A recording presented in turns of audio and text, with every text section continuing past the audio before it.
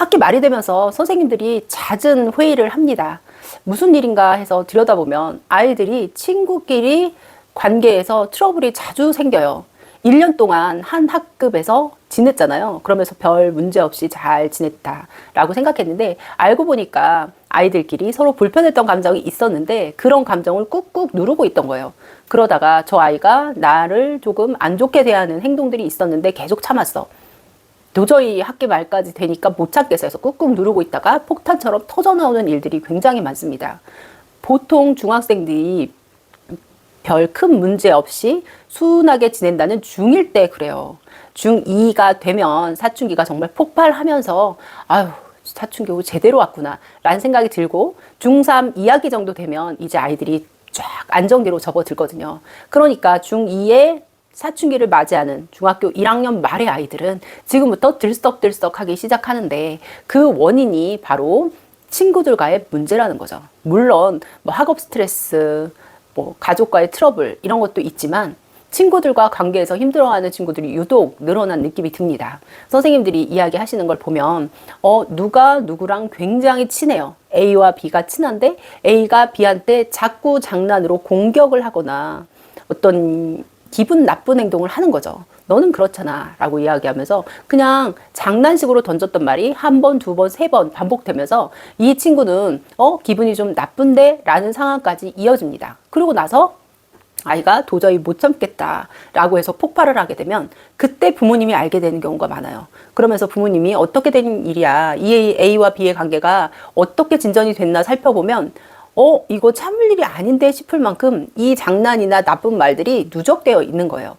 그래서 도저히 못 참겠다. 이거는 우리 아이가 계속해서 지속적으로 괴롭힘을 당했다라고 해서 학교폭력까지 신고하셔서 그 사안으로 넘어가는 경우가 많습니다.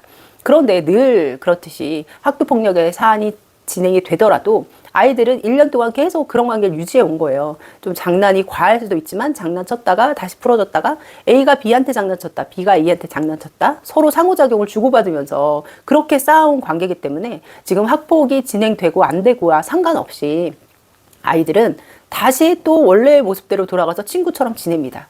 그런데 이게 학폭 사안으로 진행이 되면 그 매끄럽게 조금 다시 돌아왔던 친구 관계가 다시 복잡해지고 저 친구랑은 이야기하지 마라. 부모님이 저 친구랑은 상대하지 마. 저 친구는 정말 수준이 아니야. 이렇게 얘기해 버리시면 내가 이 아이랑 친할 이유도 없어지고 친할 기회도 놓치게 돼요. 그러면 아이들이 금방 손절이라는 걸 해버리죠. 아이들이 친구 관계를 길게 끌고 가면서 그 안에서 갈등을 겪어내고 다시 갈등을 이겨내서 관계를 엮어가는 방법을 배워야 되잖아요. 우리가 살면서 트러블이 없는 인간관계는 없죠. 그래서 트러블이 있는 인간관계에서 모두 아픔이 있고 갈등이 있고 그러면서 그것을 해결해 나가면서 다시 다른 인간관계로 확장을 해가는데요. 요즘 아이들한테는 손절이라는 게 너무 쉬운 거예요. 그래서 조금만 트러블이 있다 그러면 그 아이와 손절 끊어버리고 또 조금 있는 친구와 끊어버리고 근데 나 혼자 끊어버리는 게 아니라 그것을 SNS나 단톡방이나 이런 거를 통해서 공지를 하는 거죠. 그러면 한 명이 굉장히 이상한 아이가 되어서 외톨이로 떨어져 나가버리는 일이 생깁니다. 굉장히 무서운 현상인데요. 이런 것들을 통해서 아이들이 진정한 인간관계를 배울 수 있을까라는 생각이 들더라고요. 그래서 선생님들이 중간에서 이런 일들이 생겼을 때 사실은 서로 굉장히 친하게 지내는 사이에서 장난 비슷한 이런 일들이 계속 오갔는데 사실 이거는 장난이라고 보기에는 지나치다. 그래서 이거를 아이한테 너는 이게 장난이라고 했지만 친구한테는 굉장히 불쾌한 부분이야 라고 하면서 지도를 좀 통해서 아이가 그런 행동을 하지 못하도록 알려주고 이 서로 간에 오가면서 그런 일이 있었던 친구들을 다 지도하면서 서로 이런 부분은 조심해야 되고 인간관계에서는 이런 부분을 잡아가야 돼 라고 지도를 하고 싶은데요.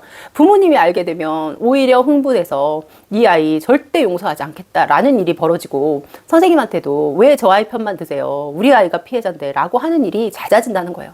선생님들은 어떻게든 관계를 회복하는 것 위주로 이야기를 하세요. 누구 편이라서가 아니라 아이들이 서로 관계를 잘 만들어가면서 서로 어떻게 하면 인간관계에서 잘 풀어나갈 수 있는지 손절하지 않고 유지해 나갈 수 있는지를 알려주고 싶은 거거든요. 그런데 부모님들이 오히려 내 아이한테 그렇게 하는 경우가 많다 보니까 친구들은 혼란을 겪습니다. 그리고 인간관계를 어떻게 해야 될지를 잘 모르는 거예요. 그래서 학교에서도 손절하는 친구 관계가 빠르게 늘어나고 있습니다. 그러면 나와 조금 맞지 않는다고 해서 모든 인간관계를 끊어버리면 내 안에 곁에 남을 사람이 누가 있을까요? 저는 오늘 내가 부모로서 내 아이에 대해서 얼마나 알고 있을까? 내가 알고 있는 내 아이의 모습이 정말일까? 라는 이야기를 좀 해보고 싶어요. 선생님들이 이렇게 학교에서 발생한 일들을 부모님한테 전화를 하려고 하면 아이들이 뜯어 말립니다. 제발 엄마한테는 이야기하지 마세요. 엄마한테 이야기하면 저 큰일 나요. 엄마한테 이야기했다간 너무너무 많이 혼나기 때문에 선생님 제발 엄마한테만은 말하지 마세요 라고 하는 아이들이 굉장히 많아요. 그러면서 부모님이 이 아이에 대해서 알 수 있는 기회를 박탈하게 되는 거죠. 선생님 입장에서는 아이가 어떤 모습을 가지고 있는지 전달을 해야 되는데 아이가 일단 막아서 말하기 힘든 경우가 있고요. 부모님한테 이런 팩트를 전달하다 보면 부모님이 점점 부글부글 끓어오르면서 화가 납니다. 그리고 선생님한테 이야기하는 거죠. 그만 이야기하세요. 더 알고 싶지 않아요. 거기까지만 하세요. 이거를 선생님이 팩트를 전달해도 약간 부풀려서 우리 아이한테 나쁜 감정이 있어서 얘기한다고 생각하시는 거예요. 그러면서 일정한 감정이 있어서 우리 아이를 미워해서 이렇게 이야기하는구나 라는 생각이 드니까 아이에 대한 팩트를 받아들일 생각을 못합니다. 선생님들 사이에서는 아이가 겪는 안 좋은 일, 그리고 아이가 사회생활 하면서 학교에서 좀 고쳐야 되는 부분들이 보였을 때 그것을 허심탄회하게 이야기할 수 있는 그런 부모님을 원하고요. 그런 부모님이 필요하다고 생각하는 거예요.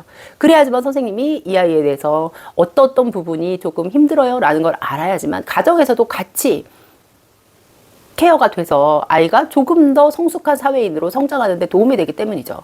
그런데 이야기를 딱 하다 보면 어머니가 혹은 아버님이 그만 이야기하세요. 우리 아이는 그런 아이 아닌데 선생님이 많이 오해하고 계시네요 라고 이야기하는데 더 이상 그 부정적인 이야기를 전달하기가 어려워지는 거예요. 그러면서 아이에 대한 진실은 미국에 묻힌 채 상대편 아이만 문제아로 낙인 찍고 끝나는 경우가 굉장히 많습니다. 부모 마음에서 그런데요. 실제적으로는 A와 B가 서로 쌍방간에 장난치고 쌍방간에 실수하는 일이 많아요. 학폭에 가서 들어보면 이 아이만 이 아이를 괴롭힌 게 아니라 상대 아이도 분명히 잘못한 부분이 나와요. 그러면서 서로 쌍방간에 이 일이 잘못한 부분으로 드러나면서 우리 아이도 결국은 상처를 받게 되고 지탄의 대상이 된다는 거죠. 과연 내가 우리 아이에 대해서 얼마나 알고 있을까 생각을 좀 해봐야 될 것 같아요. 선생님들이 부모님과 상담을 하다 보면 깜짝깜짝 놀라는 부모님이 계세요. 우리 아이가 그런 면이 있어요. 집에서는 전혀 안 보이는 면인데 그런 행동을 했다고요? 라고 이야기를 하면서 학교에서와 집에서의 모습이 괴리가 큰 아이라면 내가 과연 내 아이의 모습을 제대로 잘 알고 있는 건가 체크해 볼 필요가 있습니다. 내 아이의 모습을 사회생활에서의 전반적인 행동을 모르고 있는 거라면 아이가 자기의 생활을 숨겼을 가능성이 많은 거죠. 나는 학교에서 이런 일이 있었고 친구와 이런 일이 있었어 하면서 기분 나쁜 장난을 자기가 했던 것을 아이들은 대부분은 부모한테 숨기거든요. 왜냐하면 부모한테 혼나기도 하지만 부모한테 자기는 굉장히 멋진 아이로 보이고 싶기 때문에 자신이 실수한 부분은 약간 가립니다. 그러면 객관적인 아이의 모습을 보기가 힘들어지죠. 그래서 실수도 이야기하고 잘못도 오픈해서 이야기할 수 있는 그런 분위기가 필요해요. 그러기 위해서는 엄마도 실수할 수밖에 없고 엄마도 인간관계에서 이렇게 실패했어. 너무 아팠어. 라는 이야기를 먼저 오픈해 주실 필요가 있겠죠. 내가 이렇게 행동했는데 그건 좀 잘못됐던 것 같아.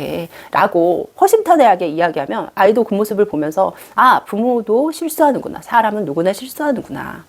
그러면서 성장해 가는구나 라는 거를 배우고요. 자기도 실수했을 때 숨기기보다는 이야기할 수 있는 용기가 생기는 거죠. 그러면 아이가 실수를 이야기했을 때 그 실수답에서 정말 너는 인간도 아니야. 너는 내가 그렇게 가르친 적도 없는데 왜 그래? 라고 하기보다 누구나 실수를 해. 혹은 나도 예전에 그런 적이 있었어. 라고 같이 경험을 나눠주면서 그 안에서 실수를 커버하고 성장하는 방법을 나누는 게 중요해요. 누구나 실수할 수 있고요. 아이들은 당연히 인간관계에서 서툴기 때문에 이렇게 해야 되는데 저렇게 하는 경우 굉장히 많습니다. 그리고 누군가 같이 지내는 사람이 실수했을 때 손절해버리고 끝내버리고 이게 아니라 여기서 관계를 어떻게 풀어나가고 갈등을 해결할지 그 방법을 알려주는 게 중요한 거죠. 학교에서 선생님들이 너무 손절을 쉽게 하는 아이들, 그리고 자기 위주로 자기 유리한 쪽으로만 이야기하는 아이들이 많다고 이야기를 합니다. 그러면서 부모님한테 이 사실을 전달을 해도 부모님이 그대로 받아들이고 수용해서 정말 그래요. 알겠습니다. 그런 부분 지도하겠습니다. 라고 해서 함께 협력해 주시는 부모님 아이는 분명히 달라져요.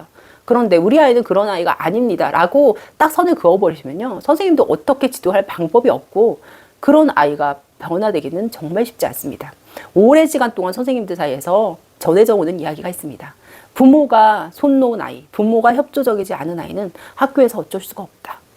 부모님들이 너무나 쉽게 선생님 이야기는 들으니까 선생님이 좀 지도해 주세요 라고 하는데요. 아이들한테 가장 영향력을 크게 발휘하는 것은 선생님 아닙니다. 바로 부모예요. 부모가 어떤 모습으로 아이를 바라보고 필터링을 통해서 아이한테 성장하는 모습의 그 비전을 보여주느냐에 따라서 아이는 달라지니까요. 내 아이의 사회생활 얼마나 알고 계신가요? 궁금하다면 아이한테 물어보시고요. 그것도 잘 모르겠다. 아이가 진실을 말하는 것 같지 않다라고 하면 학기 말이니까 담임선생님과 한번 상담을 해보시는 것도 추천드립니다. 담임선생님이 1년 동안 아이를 봤잖아요. 그리고 선생님은 아이들을 수천 명 본 전문가잖아요. 선생님한테 저희 아이 1년 동안 보시면서 조금 어떤 부분이 더 가정에서 지도를 하면 더 좋아질까요? 발전할까요? 라고 물어보면 선생님들이 저 바쁩니다. 더 이상 할 말 없습니다. 라고 하시는 분들 없으실 거예요. 그럼 오픈된 마인드로 물어보시면서 우리 아이의 진짜 모습을 찾아보면 어떨까 싶습니다. 학기 말에 다음 학년 준비하는 것도 중요하지만요. 선생님들이 다 같이 모아서 이야기하는 것. 지금 아이들한테는 어떤 공부보다도 사회정서, 대인관계, 친구관계 그런 것 맺는 것을 정말 배워야겠다. 가르쳐야겠다. 너무 이것이 부족하다라는 이야기가 모아지니까요. 아이들이 그런 부분에 문제는 없는지 한번 체크해보면 좋겠습니다. 중학탐구생활입니다.